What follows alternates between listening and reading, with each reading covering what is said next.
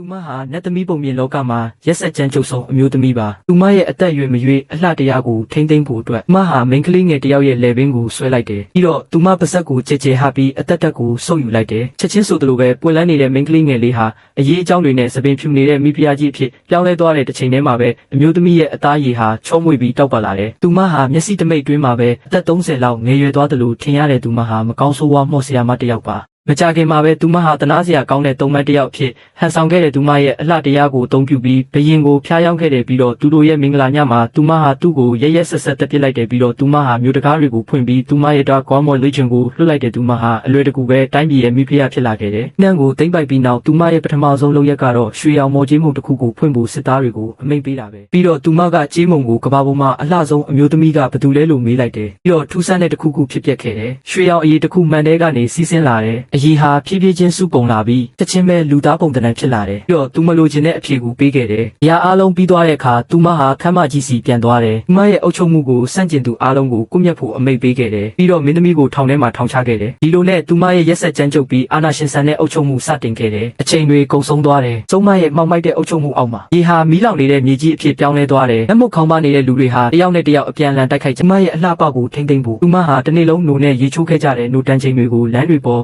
စုပစ်ခဲ့ကြတဲ့လူတွေကြားမှာအယူမှုရုံးရင်းဆန်ခတ်မှုတွေဖြစ်ပေါ်စေခဲ့တဲ့ဒါတွေမကဘူးသူမဟာအမျိုးသမီးငယ်တွေရဲ့အသက်တက်ကိုလည်းစားသုံးခဲ့တယ်ပြီးတော့မှောင်မှန်ကိုနောက်တစ်ချိန်ခေါ်ခဲ့တယ်ဒါပေမဲ့ဒီတစ်ခါတော့မှန်ကသူမကိုတခြားအဖြစ်တစ်ခုပေးခဲ့တယ်အဲ့ဒီနေ့ကစပြီးသူမရဲ့အလှကိုတခြားတစ်ယောက်ကကျော်လွန်သွားလိမ့်မယ်အဲ့ဒါကနှင်းဖြူအခုကြီးပြင်းလာပြီးမင်းသမီးရဲ့အပြစ်ကင်းစင်မှုနဲ့ဖြူစင်မှုဟာဆုံးမအတွက်သာမကသူမရဲ့ကယ်တင်ခြင်းအတွက်ပါချင်းချောက်မှုတစ်ခုပါပဲနှင်းဖြူရဲ့ဖြူစင်တဲ့နှလုံးသားကိုသူမဝါမျိုးနိုင်မယ်ဆိုရင်သူမရဲ့အလှကိုပြန်လည်ထိမ့်သိမ့်ဖို့ဘယ်တော့မှစိတ်ပူစရာမလိုတော့ဘူးသူမဟာထာဝရငြိမ်ရွေ့နေနိုင်တယ်မိဖုရားဟာဒီစကားကိုကြားတော့အယမ်းပျော်သွားတယ်သူမဟာမင်းသမီးကိုဖမ်းဆီးဖို့သူမရဲ့အကူကိုချက်ချင်းအမိန့်ပေးလိုက်တယ်ဒါပေမဲ့ယောက်ျားကမင်းသမီးရဲ့အလှကိုဆွဲလန်းသွားတယ်မိန်းကလေးကသူ့ရဲ့အာယုံပြန့်လွင့်မှုကိုအခွင့်ကောင်းယူပြီးသူ့ကိုတန်မိနဲ့ထိုးလိုက်တယ်ပြီးတော့သူမဟာထောင်ကနေမြန်မြန်ထွက်ပြေးသွားတယ်ဒါပေမဲ့အဲ့ဒီနေရာကိုတင်းကျပ်စွာစောင့်ကြပ်ထားတယ်မင်းသမီးကိုမကြခင်မှာပဲစစ်သားတွေကတွေ့ရှိခဲ့တယ်ရွေးချယ်စရာမရှိပဲသူမဟာမေလာရီမြောင်းတစ်ခုကနေရှော့ချသွားတယ်စတစ်ဟာမေလာရီမြောင်းနောက်ကိုလိုက်သွားပြီးကြောက်ဆောင်ဆုံးတစ်ခုရဲ့အဆုံးကိုရောက်သွားတယ်အောက်မှာပင်လယ်ရဲ့ပြင်းထန်တဲ့လိမ့်တွေရှိတယ်အသက်ရှင်ဖို့အတွက်သူမဟာပင်လယ်ထဲကိုခုန်ဆင်းဖို့ပဲ